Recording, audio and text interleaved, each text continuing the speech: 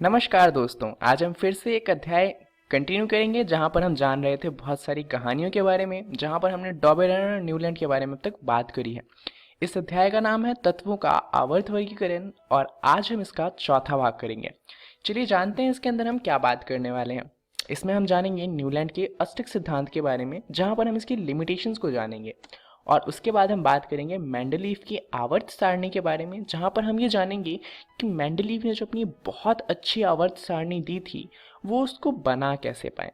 तो चलिए शुरुआत करते हैं न्यूलैंड के अष्टक सिद्धांत से, जिसके बारे में हम ऑलरेडी इतना जानते हैं कि उन्होंने कहा था हर आठवें तत्व की प्रॉपर्टी पहले तत्व जैसी होगी और उसका अल्टीमेट आंसर ये निकल रहा था कि उन्होंने जो 7 लाइन की टेबल बनाई थी उसमें आपको सिर्फ 7 चीज़ों की प्रॉपर्टी याद रखनी है और आपको 56 के 56 एलिमेंट्स उस समय खोजे जा चुके थे उन सब के बारे में प्रॉपर्टी का एक अंदाज़ा लग जाएगा। तो आज हम इसकी लिमिटेशंस को जानने वाले हैं। शुरुआत करते हैं पहली लिमिटेशन से। तो उनकी पहली लिमिटेशन ये थी कि अष्टक का सिद्धांत केवल कैल्शियम तक ही लागू होता था। चलिए उनकी टेबल देख लेते हैं एक बार। तो ये थी उनकी टेबल। यहाँ पर कैल्शियम को ढूंढिए, आपको दिख रहा है कहीं पर? ये रहा कैल्शियम। दरअसल इनका कहना था कि जो कैल्शियम है सिर्फ उस तक ही ये सिद्धांत लागू होता है, यानी कि कैल्शियम के ऊपर और कैल्शियम से पहले के जितने भी एटम्स हैं उनके ऊपर ये रूल फॉलो होता है। इसके बाद जितने भी एटम हैं वो इस रूल को फॉलो करते ही नहीं हैं। तो इसका मतलब क्या हुआ, चलिए इसे समझते हैं। दरअसल यहाँ पर न्यूलैंड का क्या कहना था कि जो पहला ग्रुप है उनमें सबकी प्रॉपर्टी सेम होगी, परंतु यहाँ पर हुआ क्या कि यहाँ पर सिर्फ क्लोरीन तक की प्रॉपर्टी सेम थी, क्योंकि कैल्शियम के बाद आता है कोबाल्ट एंड निकल और ब्रोमीन और वो इस रूल को फॉलो नहीं करते।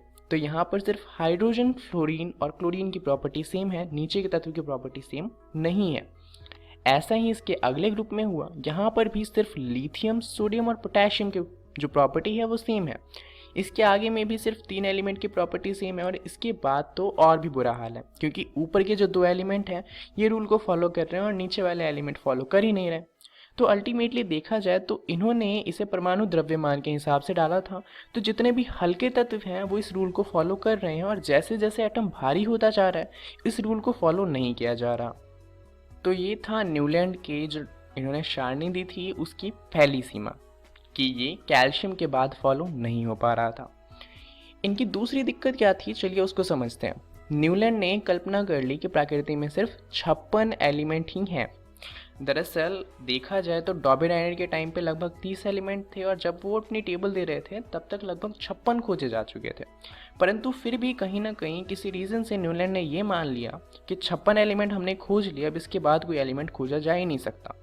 तो उससे दिक्कत क्या आ गई कि उन्होंने अपनी टेबल में 56 के 56 एलिमेंट कैसे भी डाल दिए। अब उसके बाद जो नया एलिमेंट खोजा गया उसको कहाँ डाला जाए। मान लीजिए इसके बाद अगर हम हीलियम को खोज लेते हैं तो हाइड्रोजन और लिथियम जो है, तो हाइड्रोजन से ज़्यादा होता है हीलियम का परमाणु द्रव्यमान, परंतु लिथियम से कम होता है। इसका मतलब हाइड्रोजन के बाद हीलियम आएगा और लिथियम को थोड़ा आगे शिफ्ट करना पड़ेगा। जैसे ही आप टेबल को थोड़ा आगे शिफ्ट करते हैं हर 8वें जो एलिमेंट है उसकी प्रॉपर्टी सेम होने का लॉजिक ही खराब हो जाता है। तो देखा जाए तो एक भी नया एलिमेंट डालने से पूरी टेबल खराब हो रही थी और उन्होंने जो टेबल थी उसमें ऐसा कुछ बनाया ही नहीं कि नया एलिमेंट डाला जा सके। तो इस वजह से जितने भी नए एलिमेंट थे उनको न्यूलैंड की टेबल में कोई जगह नहीं मिली। तो ये दूसरी दिक्कत हो गई। परंतु इनकी दिक्कत यहीं पे ख़त्म नहीं होती, इसके बाद भी कुछ दिक्कतें थी। तीसरी दिक्कत ये थी कि अपनी सारणी में तत्वों को समंजित करने के लिए न्यूलैंड ने 2 तत्वों को एक साथ रख दिया, जैसे कि कोबाल्ट और निकल को।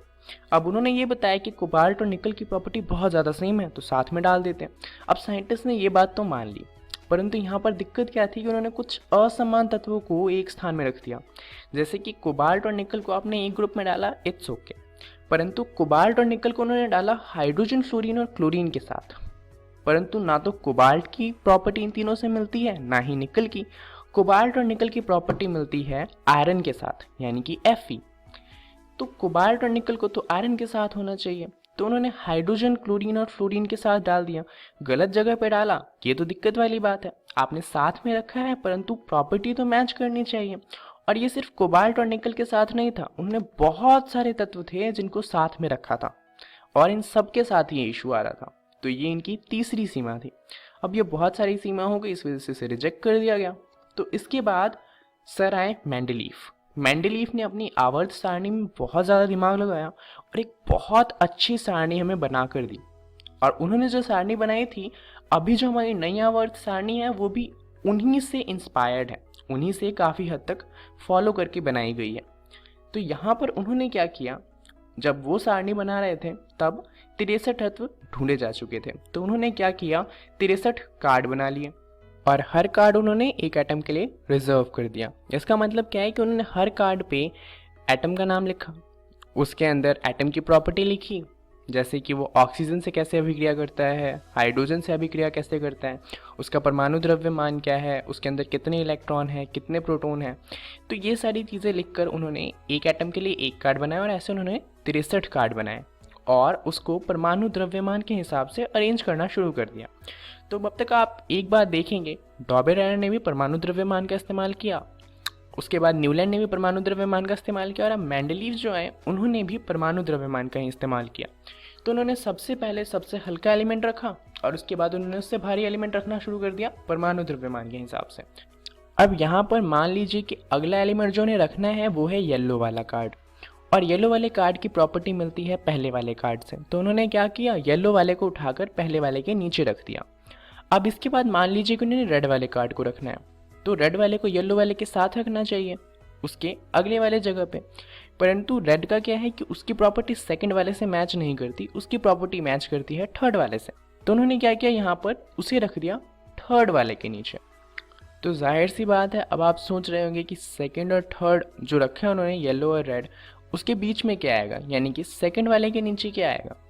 दरअसल इसके लिए मेंडलीफ ने कहा कि उसके नीचे एक ऐसा एलिमेंट आएगा जब तक खोजा ही नहीं गया है, क्योंकि जो नेक्स्ट एलिमेंट है उसकी प्रॉपर्टी थर्ड वाले से मैच करती है। इसका मतलब ये है कि एक एलिमेंट ऐसा भी है जिसकी प्रॉपर्टी सेकंड वाले से मैच करेगी, परंतु हम उसे अब तक खोज नहीं पाए हैं। फ्यूचर में जब हम उसे खोज लेंगे तो उसे उस जगह पर रख दिया जाएगा। ये सोचते हुए उन्होंने अपनी पूरी टेबल बनाई, जिस टेबल में काफ़ी सारी जगह पे खाली खाली जगह थे, जिन पे मेंडलीफ का कहना था कि फ्यूचर में खोजे गए एलिमेंट रखे जाएंगे। साथ में ही कुछ ऐसी जगह भी थी जहाँ पर उन्होंने एक साथ दो दो कार्ड रखे थे। यहाँ पर उन्होंने यही लॉजिक दिया जो न्यूलैंड ने दिया था। उन्होंने कहा कि इन परमाणुओं की जो गुण है वो इतने ज़्यादा समान है कि इन्हें साथ में रखना चाहिए, और इसीलिए उन्होंने इन्हें साथ में रखा है। यहाँ पर जो इस टेबल में कॉलम बने, इन कॉलम को उन्होंने नाम दिया ग्रुप का, और यहाँ पर जिस टेबल में रोज़ बने हैं, इन रोज़ को उन्होंने नाम दिया पीरियड्स का। तो यहाँ पर उन्होंने अपने टेबल को पीरियड्स एंड ग्रुप्स में डिवाइड किया था, और यहाँ पर जो उनकी टेबल बनी थी वो एक्चुअल टेबल कुछ ऐसी दिखती है। यहाँ पर इस टेबल में आप देख सकते हैं काफ़ी सारी जगह पर खाली खाली स्थान है, और काफ़ी सारी जगह ऐसी हैं जहाँ पर एक साथ 2 या 3 एलिमेंट को रखा गया है। तो ये थी उनकी आवर्त सारणी।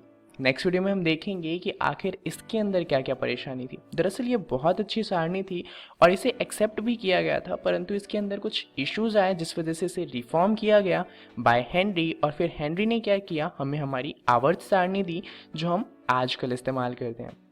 तो वो क्या था, इसकी बात हम करेंगे नेक्स्ट वीडियो में। इस वीडियो में हमने जाना न्यूलैंड के अस्तक सिद्धांत के बारे में, जहां हमने उसकी लिमिटेशंस को जाना। उसके बाद हमने देखा कि मेंडलीफ ने अपनी आवर्त सारणी कैसे बनाई थी। नेक्स्ट वीडियो में हम बात करेंगे कि मेंडलीफ की जो आवर्त सारणी थी उसकी उपलब्धियां क्या थीं और उसकी सीमाएं क्या थीं। साथ में ही हम जानेंगे हमारी मॉडर्न आवर्त सारणी के बारे में। इस वीडियो के लिए इतना ही, धन्यवाद।